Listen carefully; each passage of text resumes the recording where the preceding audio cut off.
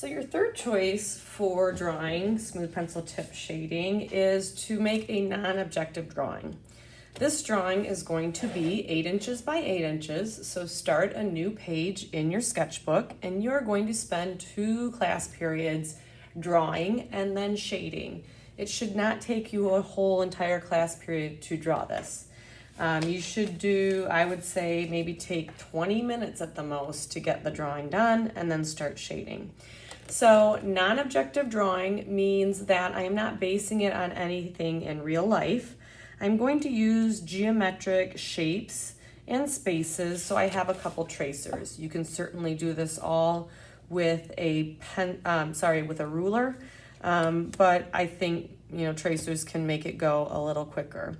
So the idea is that you are going to create a drawing, and it needs to have 30 spaces. So the first thing I'm just going to start to do is just start to divide it up. Now I do want to draw fairly lightly, and that was not very lightly. I want to do that just in case there are any changes I want to make later. So because it needs to have variety, if I have a straight line, let's say I made this shape like that, now I'm going to make another straight line, but it's going to be a wider shape. Maybe I'm going to start changing the angle variety. Maybe I'm going to introduce some different shapes, like this hexagon. On this one, this is great. It already comes with a bunch of different sizes of the same shape.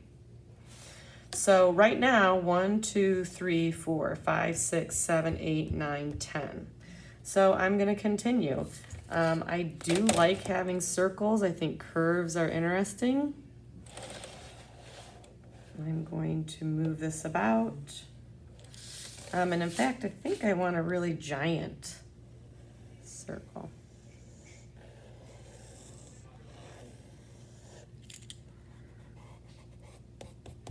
All right, 30 different spaces, continue to break up. This is kind of interesting in here. So I'm actually going to make this.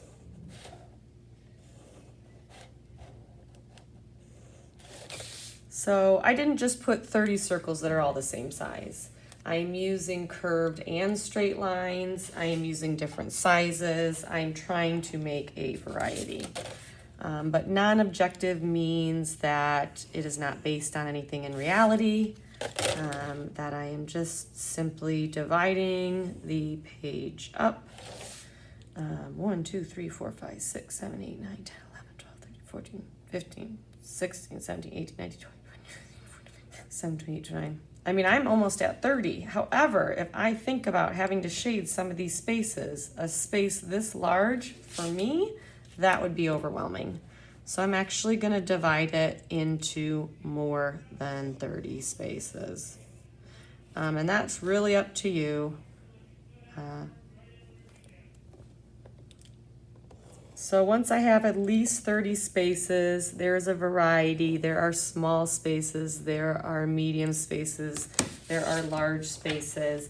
I am going to take my 3 shading pencils and I'm going to start to apply different values.